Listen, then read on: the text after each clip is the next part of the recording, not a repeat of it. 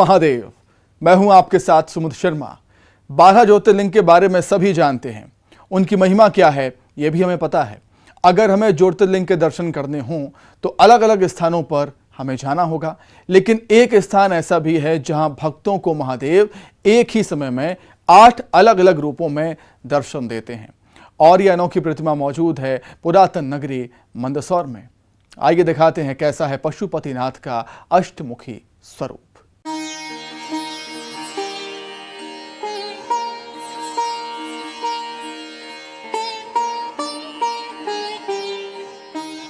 मंदसौर एक पुरातन नगरी। कहते हैं कि रावण की रानी मंदोदरी मंदसौर की ही रहने वाली थी और ये नगरी रावण का ससुराल हुआ करती थी। इतिहास के इसी तथ्य से समझा जा सकता है कि ये नगर कितना पुराना है और इसी पुरातन नगर में विराजे हैं देवों के देव महादेव।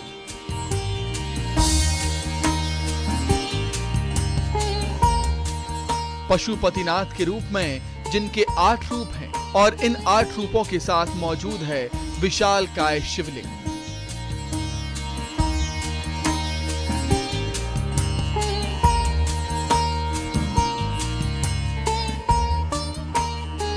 चारों अवस्थाओं में अलग अलग श्रृंगार, अलग अलग विधि बताई गई है।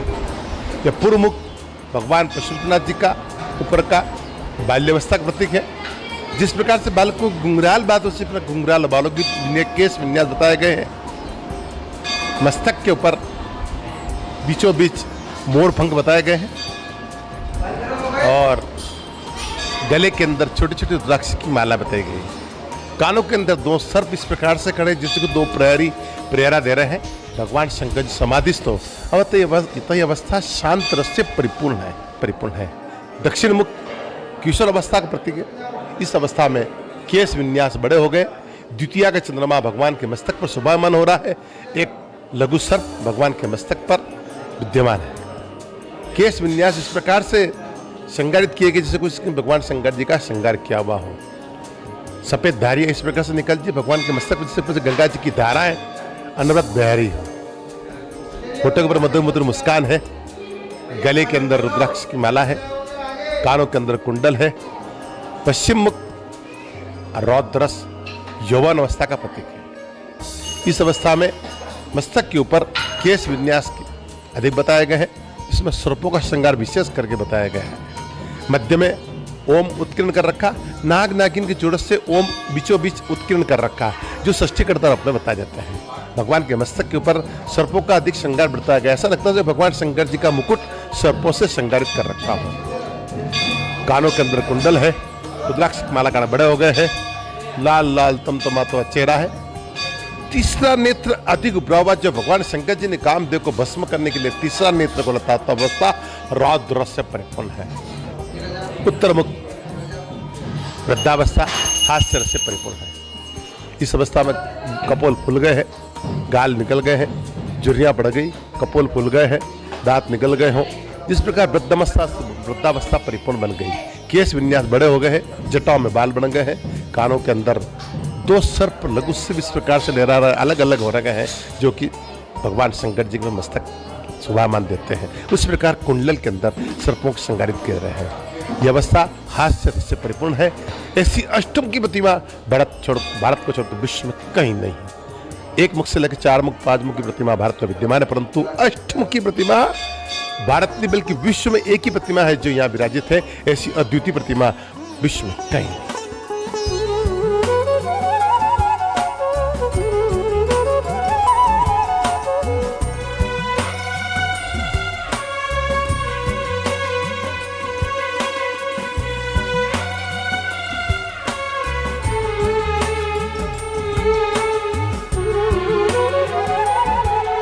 आज कुल देवी के पूजन के लिए आया था, तो इस बहाने पशुपतिनाथ जी के दर्शन हुए और पशुपतिनाथ भगवान के अष्टमुखी के दर्शन दुर्लभ हैं। मेरे लिए तो बहुत दुर्लभ सहयोग है साहब, माता जी का और पशुपतिनाथ भगवान का। मंदसौर आना सार्थक हो गया मेरा। अष्टमुखी शिव की प्रतिमा का उल्लेख महाकवि कालिदास के ग्रंथ में मिलता है, जिसकी अवतरणिका में उन्होंने लिखा है कि मैं एक अष्टमुखी शिव की प्रतिमा को नमन करता हूँ और उसके बाद फिर उन्होंने आगे का अपना पूरा ग्रंथ लिखा है। जहाँ तक वर्तमान में इस मूर्ति को प्राप्त होने का सवाल है, नदी में प्रतिमा यहाँ से कुछ मीटर दूरी पर प्राप्त हुई। 10 जून 1961 को जब भगवान पशुपतिनाथ की यहाँ पर स्थापना हुई थी, उस समय यह परिसर वीरान हुआ करता था और यहाँ पर लोगों को आने से भी डर लगता था। लेकिन आज आप देखिए, पूरा परिसर पशुपतिनाथ महादेव का जो परिसर है वो यहाँ पर श्रद्धालुओं दर्शनार्थियों से भरा पड़ा है और आप देख सकते हैं कि यहाँ पर मंदिर परिसर का बहुत विस्तार भी हो गया है। ये मंदिर जो आप देख रहे हैं, ये मंदिर सहस्त्र लिंगेश्वर महादेव है, जिसकी स्थापना अभी हुई है। तापेश्वर महादेव यहाँ पर पशुपतिनाथ की स्थापना से पहले से थे और उसी के बाजू में यहाँ पर पशुपतिनाथ भगवान की स्थापना हुई थी और आज यहाँ पर चारों तरफ रौनक देखी जा रही है। आज ये परिसर जो है पूरी तरह से रोशन है, यहाँ पर श्रद्धालु है और यहाँ पर आना जाना लोगों का रहता है और सिर्फ मंदसौर ज़िला ही नहीं, देश विदेश से भी यहाँ पर श्रद्धालु आते हैं और भगवान पशुपतिनाथ सहित यहाँ पर जो अन्य मंदिर है उनका दर्शन करते हैं और उनका आशीर्वाद पाते हैं। नरेंद्र धनोतिया, न्यूज़ 18 मंदसौर। सचमुच भगवान पशुपतिनाथ की ये प्रतिमा बेहद आकर्षक है, लेकिन इसके साथ ही इसका एक रोचक इतिहास भी है। बताते हैं कि भगवान शिव एक धोबी के सपने में आए थे और कहा था कि तू जिस पत्थर पर अपने और दूसरों के मैले कपड़े धोता है, मैं वही साक्षात शिव हूं। भगवान पशुपतिनाथ के बारे में जब शुरुआत करेंगे तो सबसे पहले पशुपतिनाथ भगवान की मूर्ति कहाँ से आई उसके बारे में उल्लेख करना जरूरी है। और मैं इस समय मौजूद हूँ जहाँ से 10 जून 1940 को शिवना नदी की यही वो जगह है जहाँ से भगवान पशुपतिनाथ की मूर्ति उदाजी धोबी नाम के व्यक्ति को सपने में आई और भगवान शिव ने उदाजी से कहा कि जहाँ पर तुम कपड़े धोते हो वहाँ पर मैं स्वयं साक्षात शिव हूँ। और उदाजी धोबी ने अपने साथियों को यह बात बताई और 10 जून 1940 को जब यहाँ देखा गया तो भगवान शिव यहाँ से 8 मुखों के रूप में प्रकट हुए। और जब इस मूर्ति को 16 बैलों की जोड़ी से, जहाँ पर पशुपतिनाथ भगवान का मंदिर दिख रहा है दूर, वहाँ पर 16 बैल जोत करके बैलगाड़ियों से ले जाया गया तो वहीं पर वो बैलगाड़ी रुक गई और मूर्ति को वहीं पर रखना पड़ा। और 21 साल 5 महीने के लंबे इंतज़ार के बाद में आखिरकार भगवान पशुपतिनाथ को स्वामी प्रत्यक्षानंद जी के करकमलों से वहाँ पर स्थापित कर दिया गया, वहाँ पर प्राण प्रतिष्ठित कर दिया गया।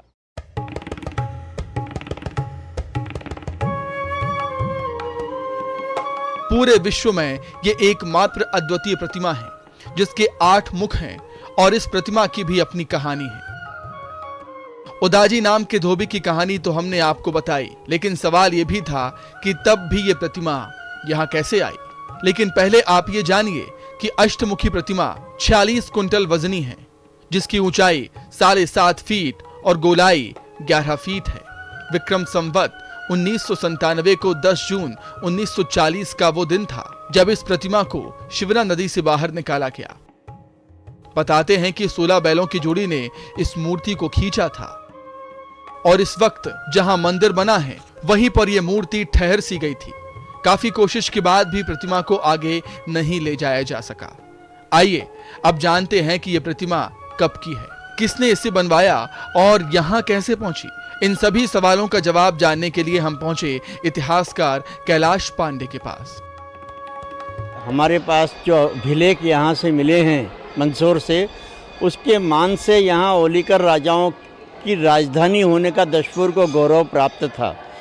यह प्रतिमा निश्चित रूप से सम्राट यशोधर्मन के काल में बनी होगी। इसका प्रधान कारण यह है कि यह अर्धनिर्मित अवस्था में प्राप्त हुई है और सम्राट यशोधर्मन के बाद हमको ओलिकर राजाओं की कोई जानकारी प्राप्त नहीं होती है। तो मैं जहाँ तक समझता हूँ कि राजनीतिक परिवर्तन के कारण जो निर्माण कार्य अधूरे रह गए, उसमें संभवतः यह अष्टमुखी प्रतिमा होना चाहिए, क्योंकि जब नदी से यह निकाली गई थी उसके बाद में इसको कुछ परिष्कार की आवश्यकता थी, क्योंकि निचले जो मुख थे वो पूर्ण रूप से निर्मित नहीं पाए गए थे। इसलिए बाद में इनका कुछ निर्माण किया गया और निश्चित रूप से यह ओलिकर सम्राटों के काल की ही प्रतिमा है, क्योंकि हमको लगभग शिवना नदी से अभी तक 90 प्रतिमाएं के करीब यहाँ से मिली हैं। ये सारी प्रतिमाएं हमारे पास सम्राट यशोधर्मन संग्रहालय में संरक्षित है और उन प्रतिमाओं के ऊपर जो कला है, उस कला से अब इतिहासकार पुरातत्वविद यशोधर्मन काल की और ओलिकर काल की शैली का प्रतिविज्ञान कर रहे हैं। इस आधार पर यह कहा जा सकता है कि प्रतिमा लगभग 1500 वर्ष पुरानी और ओलिकर काल की ही है और लगभग सम्राट यशोधर्मन के समय की ही प्रमाणित की जा सकती है। तो ये तो साफ हो गया कि 1500 साल से ज्यादा पुराना इस अष्टमुखी प्रतिमा का इतिहास है। लेकिन बता दें कि इस अद्भुत प्रतिमा को निकालने के 18 सालों तक संसाधनों के अभाव में इसकी स्थापना ही नहीं की जा सकी थी और फिर 2 साल तक एक धार्मिक व्यक्ति ने इसे अपने बगीचे में संभाले रखा। लेकिन 23 नवंबर 1961 यानी पूरे 21 साल बाद वो घड़ी आ ही गई जब प्रतिमा की प्राण प्रतिष्ठा भगवत आचार्य श्री श्री 1008 स्वामी प्रत्यक्षानंद जी द्वारा की गई, जिसके कुछ समय बाद ग्वालियर स्टेट की राजमाता विजया राजे सिंधिया ने एक विशाल मंदिर का निर्माण करवाया और मंदिर के शिखर पर एक स्वर्ण कलश स्थापित किया गया। नरेंद्र धनोतिया, न्यूज़ 18, मंदसौर।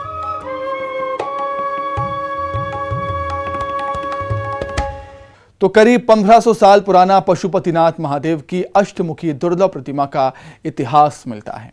जानकारों ने यह भी बताया है कि सम्राट यशोधर्मन के शासनकाल में यहां काफी विकास के काम हुए।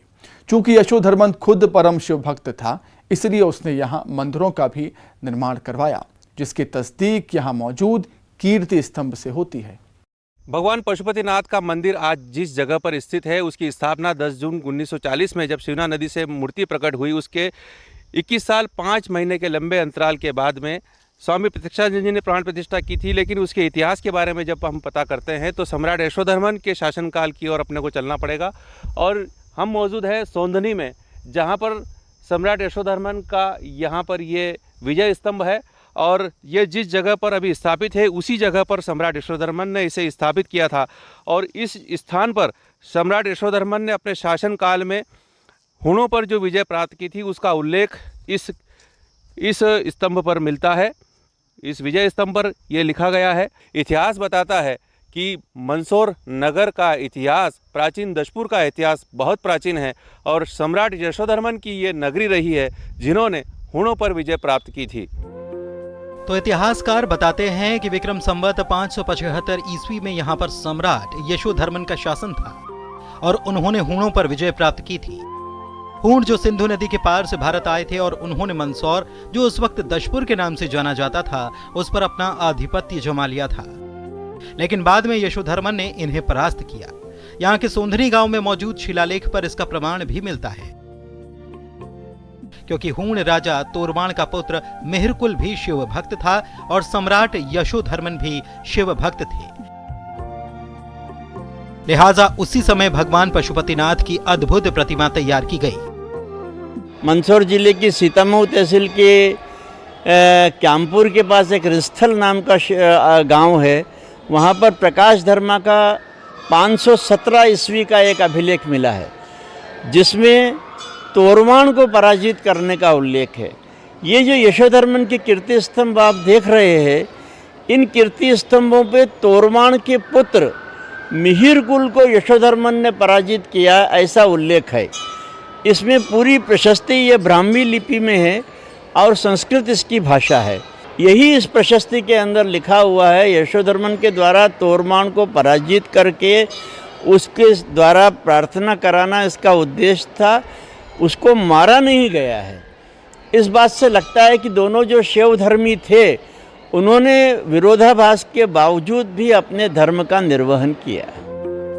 सम्राट यशोधर्मन के बाद भी कई वर्षों तक मंदिर अस्तित्व में रहा, लेकिन बाद में जब मंदिरों पर आक्रमण हुआ तब माना जाता है कि या तो मूर्ति को बचाने के लिए इसे शिवना नदी में डाल दिया गया या फिर आक्रमणकारियों ने ही इसे नदी में धकेल दिया और फिर सदियों बाद यह मूर्ति शिवना नदी से फिर प्रकट हो गई।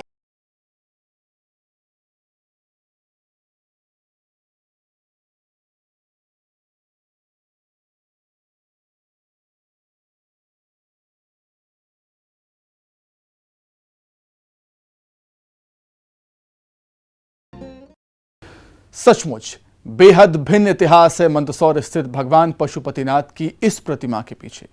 लेकिन बात सिर्फ यहीं खत्म नहीं होती कि सम्राट यशोधर्मन के समय से प्रतिमा बनी और शिवना नदी से 1940 में मिली, बल्कि मंदसौर यानी कि उस समय के दशपुर और यहां रहने वाले दशोरा ब्राह्मणों का भी इतिहास यहां से जुड़ा है।